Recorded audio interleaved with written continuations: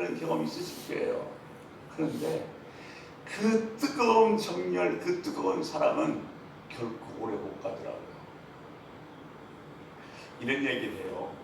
남녀가 그렇게 사랑하는데 결혼하고도 그렇게 뜨겁게 사랑하면 불타서 죽는데요.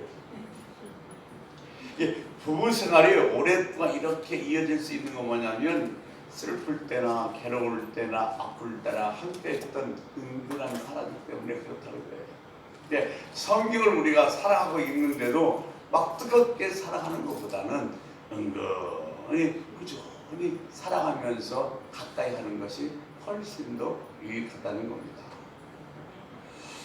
예, 정말 중요한 것은 성경을 사랑하는 마음이 식어서는 안 됩니다. 야, 성경을 사랑하는 자, 성경을 사랑하는 마음을 가진 자는 어떤 사람인가가 오늘 시편 1편에서 우리들에게 얘기해 주고 있습니다. 하나님을 성경을 사랑하는 자가 누구냐 그랬더니 하나님 말씀을 즐거워하며 주야로 묵상하는 자로다 그랬어요. 그것이 성경을 사랑하는 사람이라는 겁니다.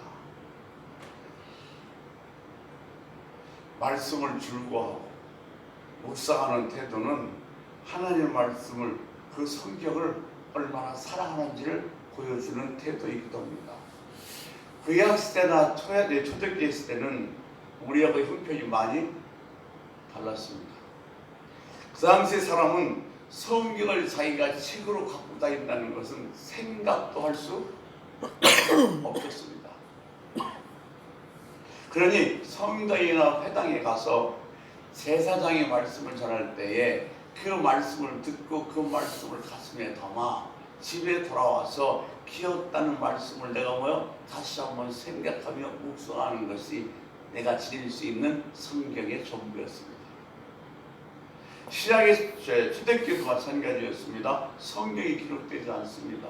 그래서 성전이나 회당에서 말씀을 전파하는 사람들이 말씀을 듣고 그 말씀을 내 마음속에 간직하고 집에 돌아와서 다시 한번 생각하며 기억나는 것을 묵상했을 때 그것만이 내가 알고 있는 성경이 되어졌다는 겁니다. 그런데 오늘날 우리는 달라요.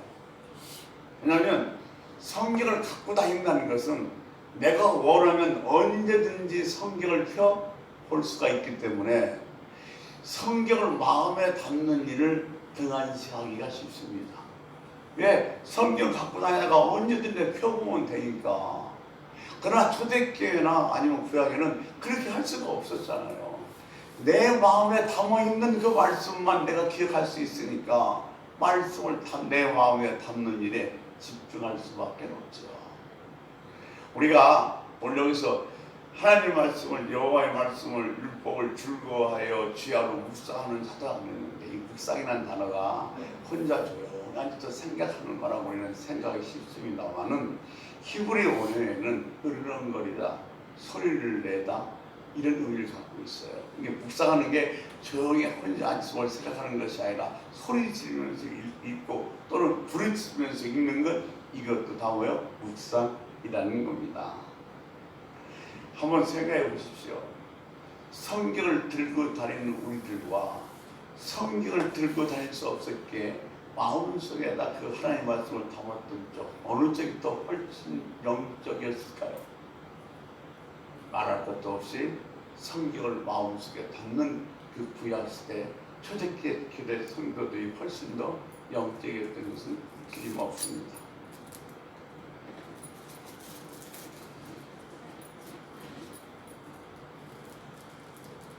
우리 말씀 읽는 것 정말 중요합니다.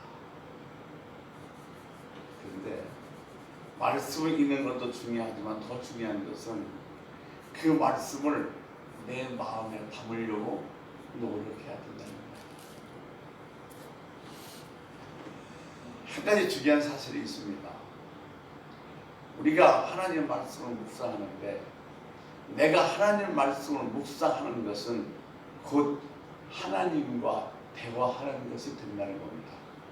이 사실을 잊어버리면 안 돼요. 내가 하나님 말씀을 그냥 묵상으로 끝나는 것이 아니라 그 묵상하는 시간이 하나님과 뭐하는 시간이냐? 대화하는 시간이 된다는 겁니다. 이것은 오래전부터 철학적, 심리학적, 역사적 배경을 갖고 있습니다. 헬라 철학자 플라톤은 그런 예수 믿는 사람은 아닙니다만 이렇게 말했습니다. 인간의 생각 자체는 영혼이 보유하고 있는 인간의 언어이다.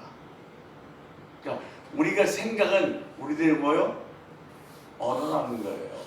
그러니까 내가 지금 무엇을 생각하고 있는가 그 생각이 우리들이 말로 나가기 때문에 생각 자체가 우리의 언어라는 거예요. 그래서 우리가 하나님 말씀을 묵상하고 생각하는 것이 바로 하나님과 뭐요? 대화하는 것이 된다는 사실을 여러분 잊지 마십시오. 생각하고 묵상한다는 것은 일종의 언어의 행위라는 겁니다. 그런데 그 철학적인 전통을 그대로 계승한 그 교부의 신학자인 어거스틴은 이런 말을 했습니다. 거기다가 기독교적 사상을 덧붙여서 말씀을 우리가 마음에 담고 생각하는 것은 우리가 하나님과 직접 대화하는 것을 의미한다. 아멘. 이것이 생각의 대화예요. 말씀을 묵상한다는 것은 묵상 자체가 하나님과 뭐 하는 거예요? 대화하는 거예요. 그러니까 내가 말씀을 묵상하는 것은 하나님과 대화하는 것이고 하나님과 대화하다 보면 나는 하나님의 음성을 들을 수 있게 되는 겁니다. 그러니까 이 묵상이 참 중요한 거예요.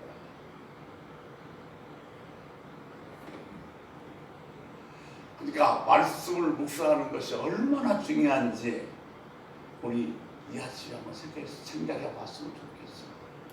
내가 말씀을 뇌까리면서 그 말씀을 생각하는 것은 그냥 그 말씀을 생각하고 뇌까리는 걸로 끝나는 것이 아니라 그것이 하나님과 뭐 하는 거예요? 대화하는 거예요.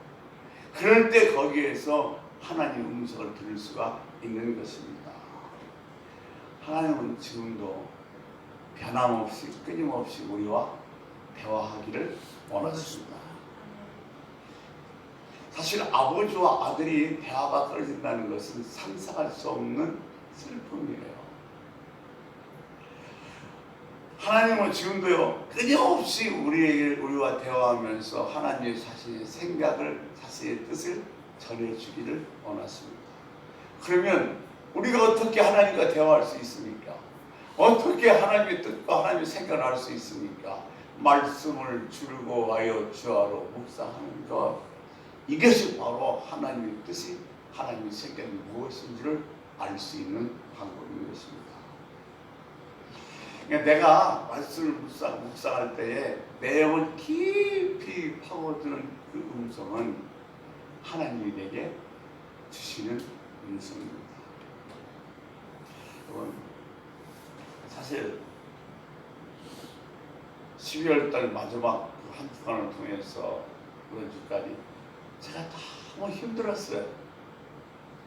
영적으로 육적으로 너무 힘들어서 정말로 일어설 힘조차 없으면서 막 어거지를 견디고 있었는데 그런 중에 이렇게 제가 쭉 알고 있었던 말씀 중에 하나가 툭 제 머릿속에 떠올라요. 에레미야서 18장에 있는 말씀이에요. 진흙이 토기장의 손에 있는 것 같이 너희는 내 손에, 그 말에 툭 떠오릅니다.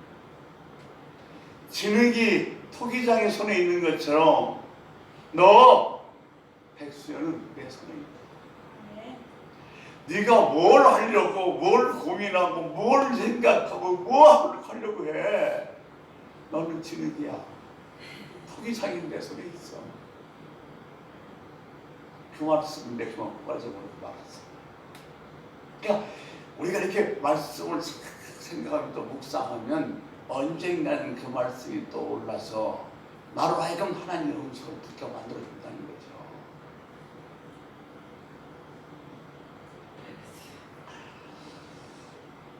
우리는 분명히 알아야 됩니다. 우리는 하나님과 하나님의 음성을 들을 수 있는 관계에 있습니다.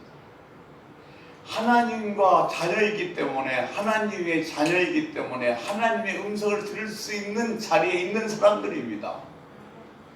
내가 하나님의 말씀을 묵상하고 하나님의 말씀을 생각하면 하나님의 음성을 들을 수 있어요. 그러니까 내가 하나님의 음성을 들을 수 있는 그 자격이 있다, 자리에 있다, 귀한 겁니다. 우리 보통 성경 말씀을 읽으면 적용하는 걸 중요시 여겨요. 물론 그 말씀을 듣고 내가 실천해서 적용하는 것도 중요합니다.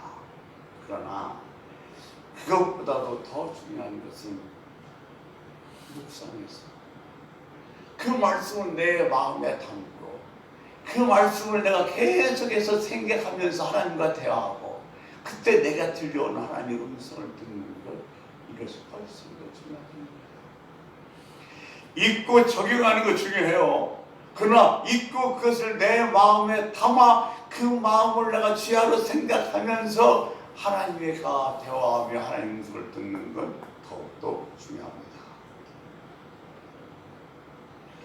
그럼에도 불구하고 오늘날 우리는 성경을 너무도 멀리 두고 있는 것은 아닙니다.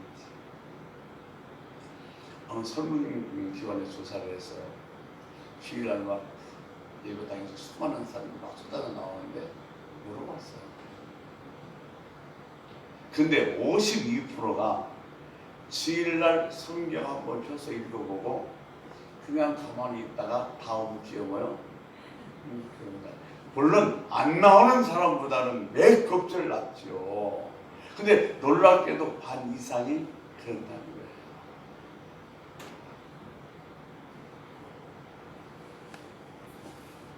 답답한 일이죠. 살아가지는 못됩니다만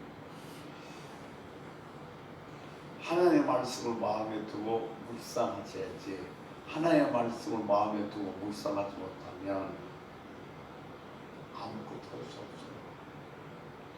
그래서 하나님의 말씀을 묵상하고 하나님과 대화하지 않은 사람이 어떻게 하나님의 말씀에서 힘을 얻고 살겠습니까?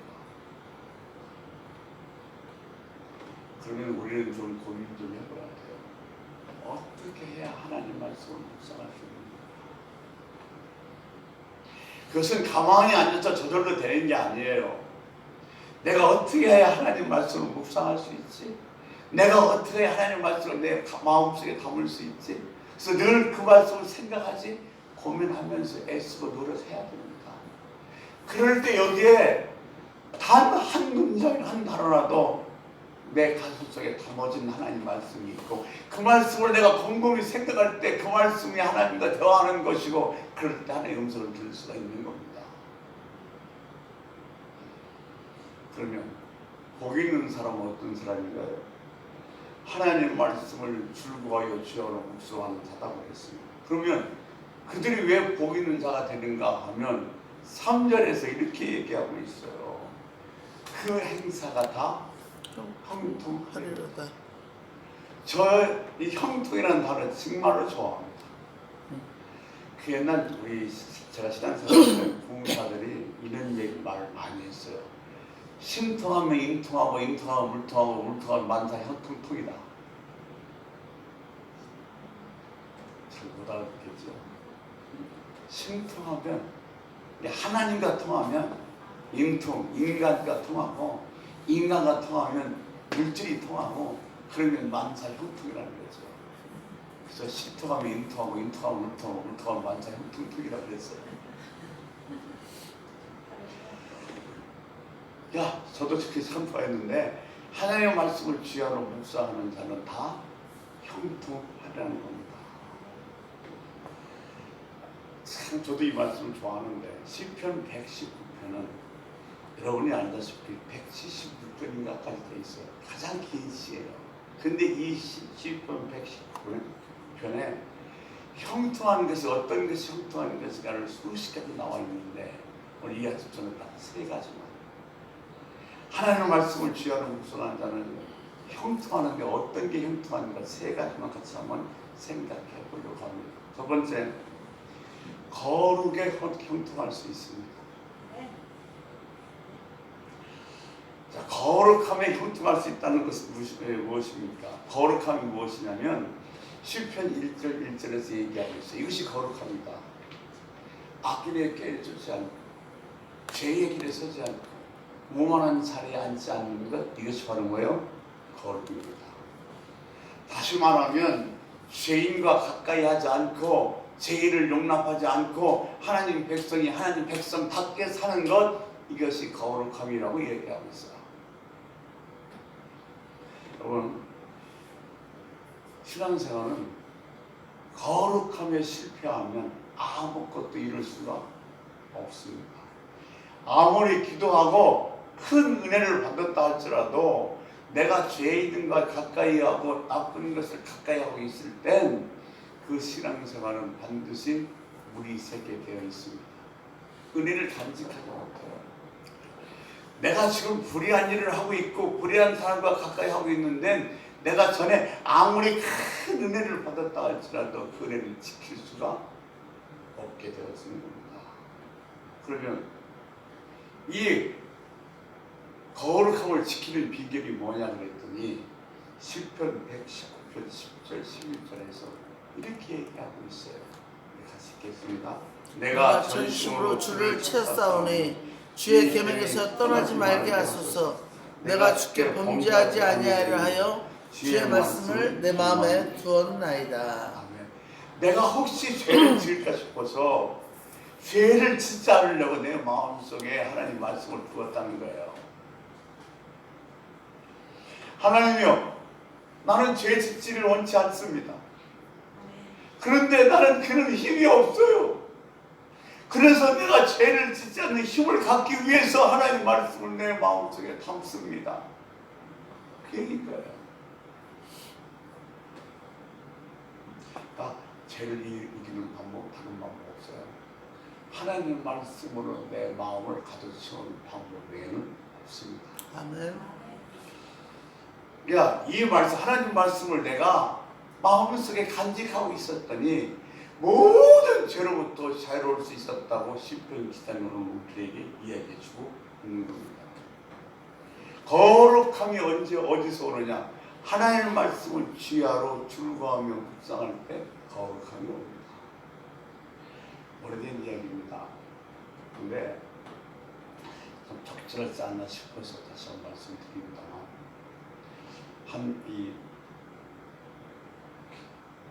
도둑질 하는 사람은 도둑놈이라고 또 다른 말로 좀 표현하기가 뭐하네요. 도둑놈이 도둑질하러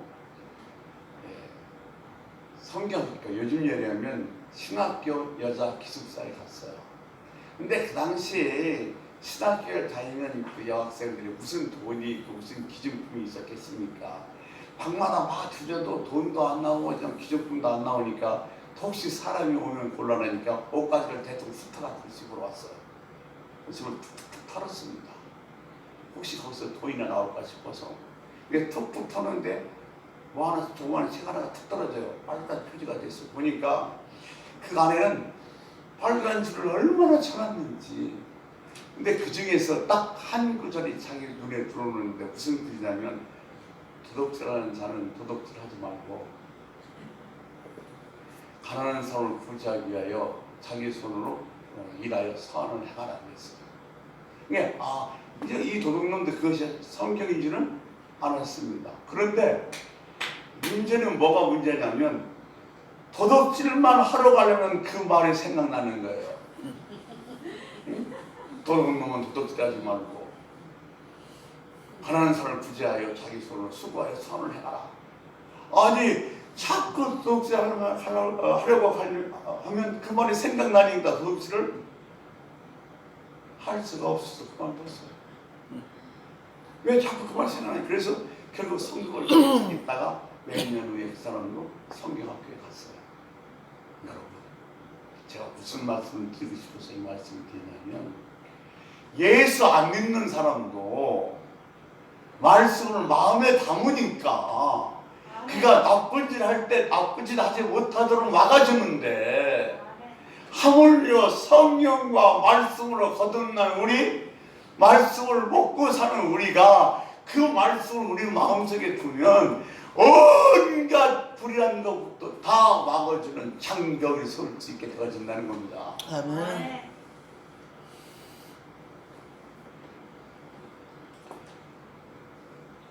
자, 하나님의 말씀을 내 마음속에 두면 내가 그 말씀을 내 마음에 두고 늘 그 말씀을 생각하면 뭘 두려워하고 뭘 못하겠습니까?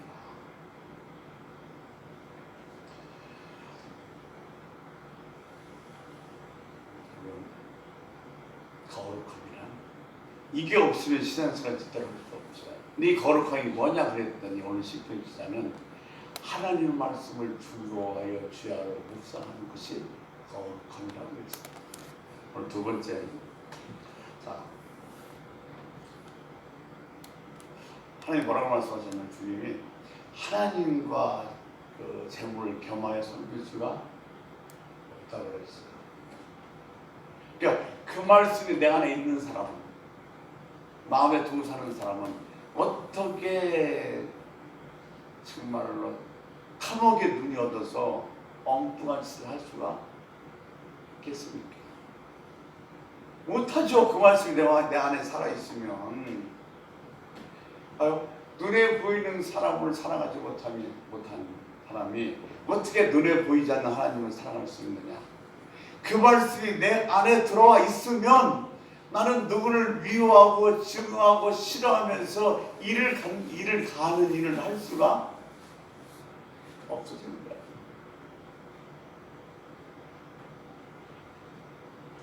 하나님의 말씀 우리 마음속에 담고 있으면 우리는 거룩함에 승리할 수 있습니다. 그래서 거룩에 형통한 자가 될 수가 있는 것입니다.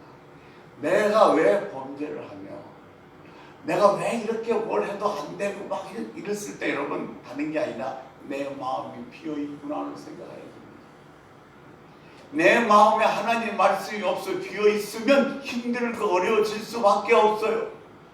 그걸 이길 힘이 없어요. 그래서 한 문장도 좋아요, 한 글자도 좋아요. 내 마음에 하나님 말씀을 담아야 됩니다. 그게 비결인 줄을 믿습니다. 아멘. 자, 우리 죄를 짓고 회개하며 눈물 흘리지 말고 하나님 말씀을 마음에 담아서 뭐요? 그걸 미리 막아내셔야 돼요.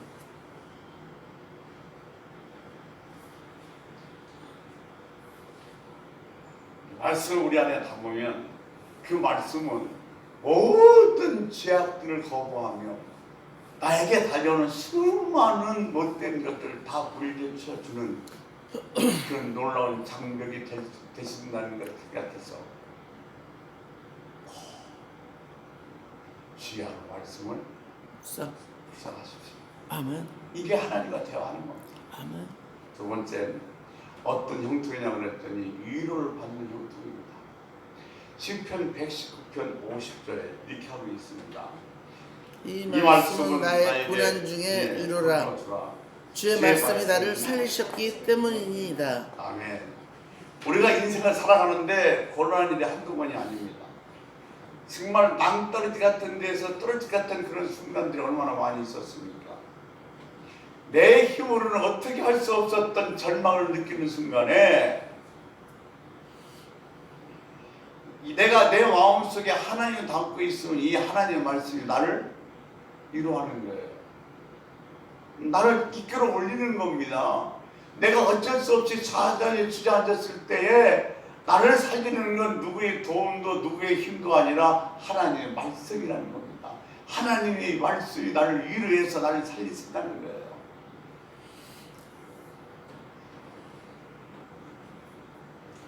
말씀은 나를 위로합니다.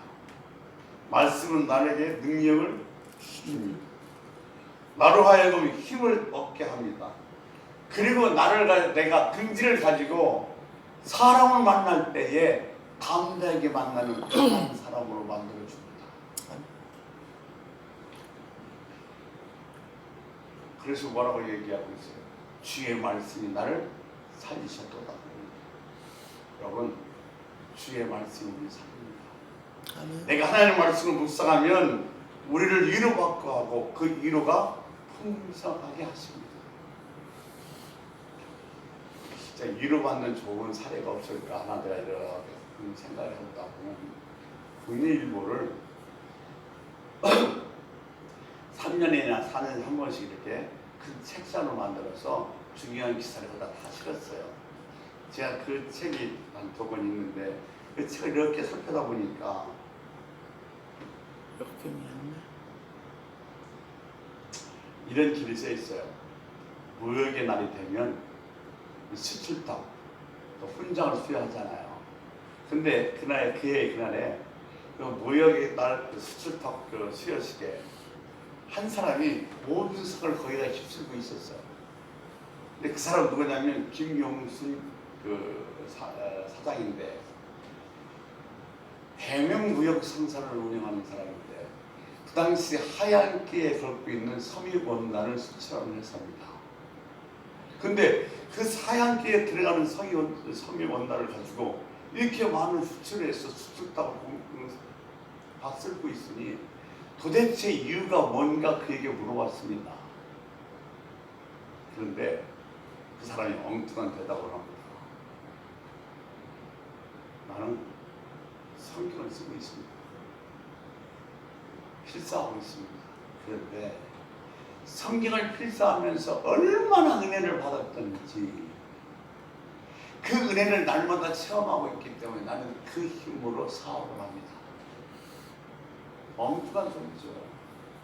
그래서 좀 더 무슨 소리인가 들어보니까 이런 소리를 계속 하는 거예요.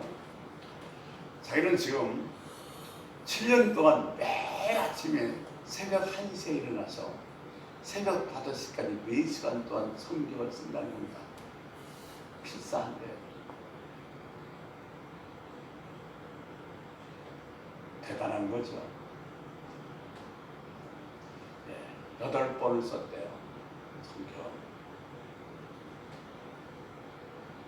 근데 이렇게 쓰는 중에 너무 많은 은혜를 받아서 내가 교만한 말이 아니라 내가 성경 쓰는 중에 너무 많은 은혜를 받아서 천지가 다 될 것 같아요. 내가 교만해서 하는 말이 아니라 내가 성경을 쓰다 보니까 너무 은혜를 많이 받아서 천지가 다 될 것 같다는 거예요. 하나님이 그렇게 자신감을 줬다는 거예요. 그러니까 자기는 그걸로 하나님이 천지는 다 내 것이다. 그런 자신감을 줬기에 사람 만나는 게 조금도 두려워하지도 않고 조금도 겁날 것도 없고 자신감이 있으니까 일이 쉽게 풀리고 잘 될 수밖에 없다는 거예요. 자금난에 빠졌어요. 수치에 또 문제가 생겼어요. 그래도 하나도 걱정이 안 된다는 거예요. 왜냐하면 그것을 충분히 이기도 남는 은혜를 하나님 내게 주십니다. 천지가 될 것인데 너는 못할 것이 없다는데 뭘 고민할 게 있냐는 거죠.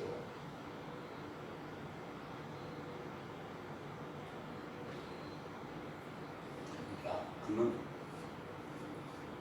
정말 일이 쉽게 잘 풀리고 잘 되는 이유가 그냥 성경을 쓰면서 받은 은혜 때문이라는 사실을 너무 크게 깨달았다는 거예요. 그렇다고 해서 여러분 성경 쓰라는 얘기는 아니고요. 저도 못 썼어요. 주목사는 한번 썼는데 저도 못 쓰다 또 하다 그만 또 쓰다 하다 그만 그렇죠. 쓰긴 못했습니다만 쓰라는 얘기는 아니에요. 이것이 바로 형통인 거예요. 하나님 내게 얼마나 은혜가 주면 천지가 다 될 것이에요.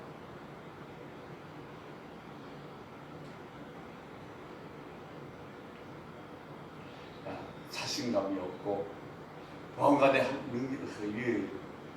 힘을 잃어버리면 내게 자신감을 주고 다시 힘을 주고 용기를 주는 것이 바로 위로의 형통입니다.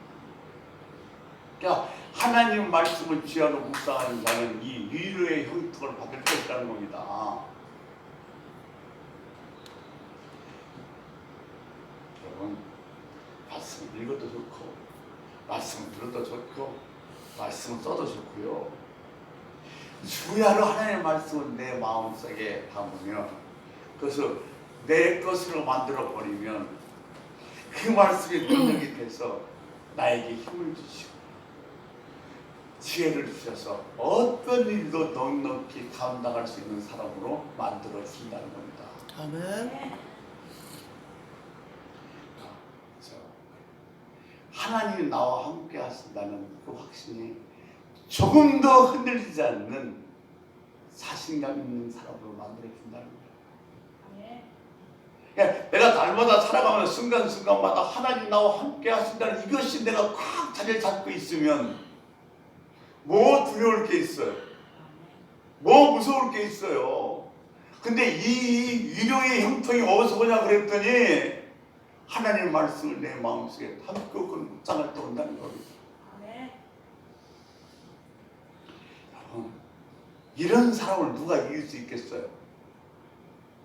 하나님 나와 함께 한다는 자신감이 차서 살아가는 사람, 이 사람을 누가 상대할 수 있겠습니까?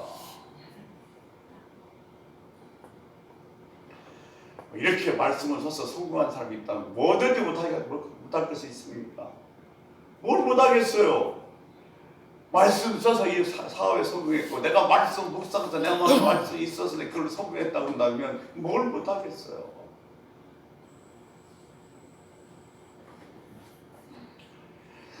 옛날 사람 찾아가서 30분, 1시간 얘기해봤자 아무것도 없고 빈손으로 올 바에는 그러지 말고 차라리 내가 말씀을 알고 있든지 모르고 있든지 내를 들어든지 안 들어든지 그냥 계속해서 읽고 계속해서 듣고 그러다 그 말씀이 내 마음속에 들어오는 게 마음속에 딱 하나 들어와서 그것이 나에게 내 머리에서 지워지지 않고 그 말씀을 묵상하면 그 말씀이 나를 구원하고 나를 치료하고 나를 성공시키는 위로의 형통이 된다는 거예요.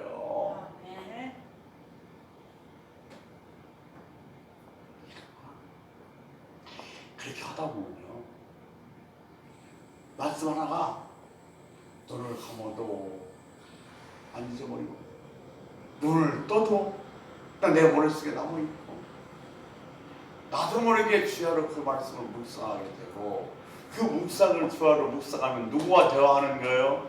하나님과 대화하는 거예요. 그럴 때 하나님의 음성을 들을 수 있으니 우리는 위로의 형통을 얻을 수가 있는 겁니다.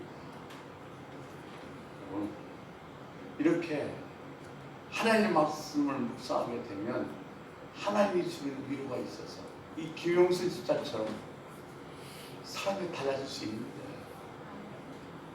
여러분 겁날 거? 없어요. 없어요. 천하가 될 것이에요. 아멘. 나와 함께 하신대요. 세상에 이런 말씀보다 더 큰 축복의 말씀이 어디 있었습니까? 마지막은 지혜를 얻는 형통입니다. 시편 119편 98절 말씀을 보겠습니다. 내가 주의 법을 어찌 그리 사랑하는지요. 내가 그것을 종일 작은 소리로 읊조리나이다. 주의 계명들이 항상 나와 함께하므로 그것들이 나를 원수보다 지혜롭게 하나이다. 아멘. 자, 우리가 세상을 살아가면서 선택의 길에 설 때가 너무 많습니다. 뭘 갖지? 어디로 가야지? 어느 쪽이 오른쪽인지 이렇게 선택할 때가 상당히 많이 있습니다. 근데 정말로 어느 쪽을 선택해야지 어느 쪽으로 가야지 옳을지 모를 때에 그때 선택할 수 있는 지혜를 주는 게 뭐냐면 하나님의 말씀입니다. 그러니까 내 스스로는 찾을 수 없어요. 이게 하는 것이 좋은 것인지 안 하는 것이 좋은 것인지 이 직장에 가야 좋은 것인지 가지 말아야 좋은 것인지 내 스스로는 알 수가 없어요. 그런데 그것을 누가 하나님이 지혜를 주시는데 그 지혜는 어디서 나오냐? 하나님 말씀에서 나오죠. 아멘. 아멘. 이게 듣든지 읽든지 쓰든지 뭘 하든지 간에 그 말씀을 우리 마음속에 두고 살아야 됩니다.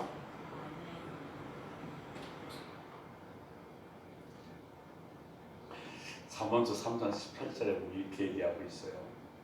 지혜를 얻은 자는 생명나무, 지혜를 가진 자는 복되다 그랬습니다. 지혜가 생명나무고 그 지혜를 가진 자는 복되다 그랬어요. 또 집은 지혜로 말미암아 건축되고 명철로 말미암아 견고하게 되는 거라고 했어요. 집안을 세우는 것은 돈으로 세우는 것이 아니라 지혜로 세우고, 집안이 간결하게 되는 것도 돈이 아니라 뭐요? 지혜로 된다는 겁니다. 여러분, 이 지혜는 어디서 얻을 수 있어요? 우리는 경험에도 얻을 수 있어요. 또 뭐 교육에서도 얻을 수 있어요. 존경하는 사람들과 얘기 대화하다가 얻을 수도 있어요. 그러나 진짜 지혜는 어디에 있냐면 성경에 있어요. 아멘. 그래서 성경을 뭐라고 얘기하냐? 지혜의 보고라고 얘기해요. 정말 세상을 여러분 잘 살기 위한다면, 금년도 편안한 삶을 살기 원한다면 지혜의 말씀을 가까이 하십시오. 아멘.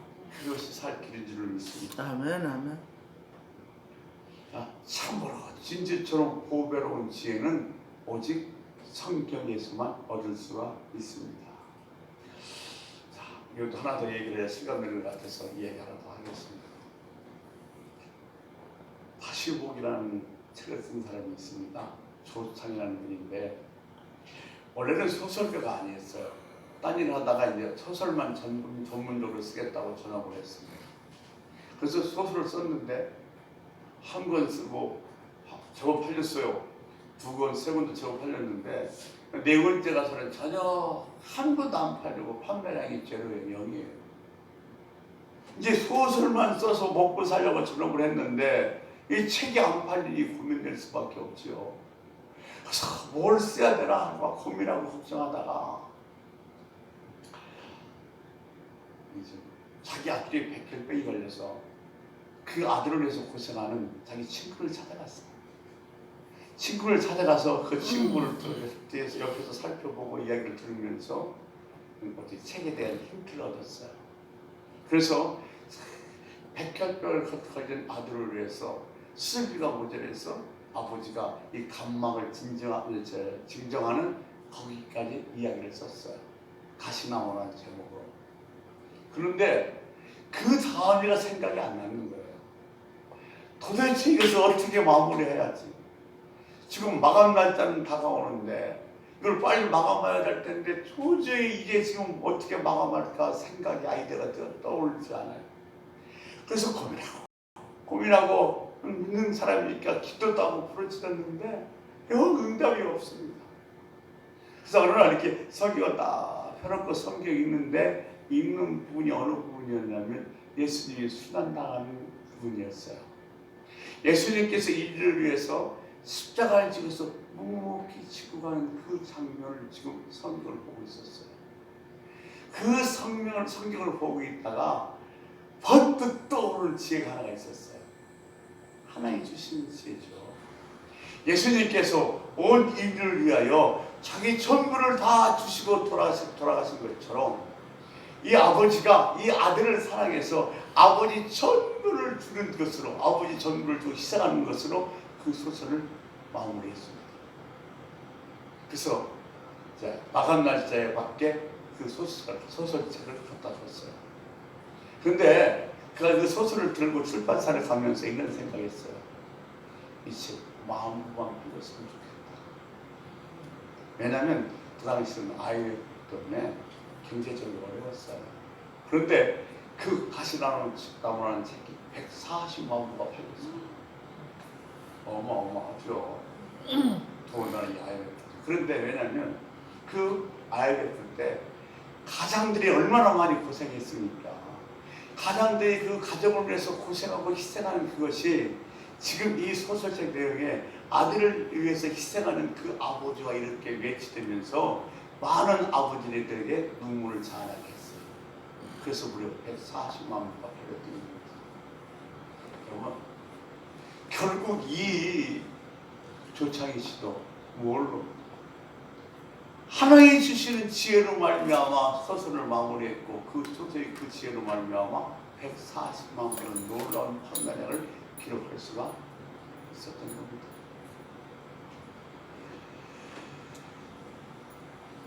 여러분, 하나님은요 어떤 분이냐면 정말 땅바닥에 덜쩍 주저앉아서 아무것도 할 수 없는 나를 번쩍 들어올릴 수 있는 분이에요. 아멘. 하나님 지혜는요, 내가 어떤 형편이든지 어떤 어려움이든지 되돌려 놓을 수 있는 분이십니다. 아멘. 슬퍼하지 마세요. 말씀을 가까이 하고 그 말씀을 늘 마음에 담고 하나님과 깊은 대화를 나누는 사람은 필요할 때마다 하나님의 지혜를 주십니다. 아멘. 그래서 저는 가까이 있는 사람들 봐요. 저 사람이 솔로몬에 대해서 조금만 더 열심히 읽고 공부했다면 저렇게 살지 않았을 겁니다. 저 사람이 유다에 대해서 조금만 더 잘 알고 더 공부했다면 저런 삶을 살지 않았을 텐데 하는 생각이 드는 사람들을 종종 볼 때가 있습니다. 우리는 성경을 통해서 지혜를 배워야 됩니다. 이 지혜를 마음에 담겨 살아가는 사람은 절대로 실패하지 않습니다. 절대로 주저하지 않습니다. 왜? 이 내 마음속에 담고 내가 묵상하는 말씀이 나에게 뭐요? 형통의 지혜의 형통을 주시기 때문에 그렇습니다. 아멘. 아멘. 절대로 어려운 일 당하지 않아요. 절대로 바보 같은 일 당하지 않습니다. 말씀을 주십시오. 그러면 어떻게 하면 묵상할 수 있을까요? 여러분, 좋은 방법을 여러분이 찾으십시오. 읽든지 듣든지 쓰든지 다 좋습니다. 그거 다 좋아요. 그러니까 어떤 방법인지 그 방법을 통해서 하나님의 말씀을 내 마음속에 담아 보십시오.